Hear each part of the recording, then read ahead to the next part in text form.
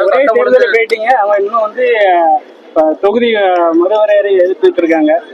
தொகுதி மறுவரையை பத்தி ஐயா ஸ்டாலின் அவர்கள் ரொம்ப குழப்புறார். வர வர முதல்வர் எப்படி ஆயிட்டாருன்னா அவர் நிழலை பார்த்தே அவர் பயப்படுற முதலமைச்சர் ஆயிட்டார். அவர் நடந்து போனாருன்னா முன்னால நிழல் போகுது, ஐயோ இது மோடி தான், நீங்க தாங்க சார், இது மோடி இல்லைங்க சார், நீங்க தான் சார் சொன்னாலும் நம்ப மாட்டேங்கிறார். எல்லாத்துலயும் தமிழ்நாட்டுக்கு இது ஒரு நேரேட்டிவ், ஒரு ஃபேக் நேரேட்டிவ், ஒரு பொய்யான நேரேட்டிவை ஐயா ஸ்டாலின் திரும்ப திரும்ப சொல்லிட்டே இருக்கிறாரு.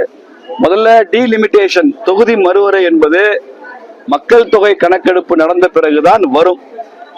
2021 நடக்க வேண்டிய மக்கள் தொகை கணக்கெடுப்பு கொரோனா காரணமாக தள்ளி போடப்பட்டது. அது இன்னும் நடக்கவே இல்லை. மக்கள் தொகையே நடத்தாம எப்படி தொகுதி வரையறை பற்றி யார் பேச முடியும்? அதுல தமிழ்நாட்டுக்கு எங்களுக்கு இத்தனை சீட்டு குறையுதுன்னு வேற கணக்கு சொல்றாரு.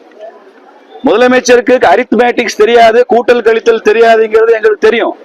ஆனால் பொதுவெளியில இப்படி சொல்லி இந்த அரசாங்கத்துக்கு ஒரு கெட்ட பேரை முதலமைச்சரே உருவாக்க வேண்டாம் என்று கேட்டுக்கொள்கிறேன்.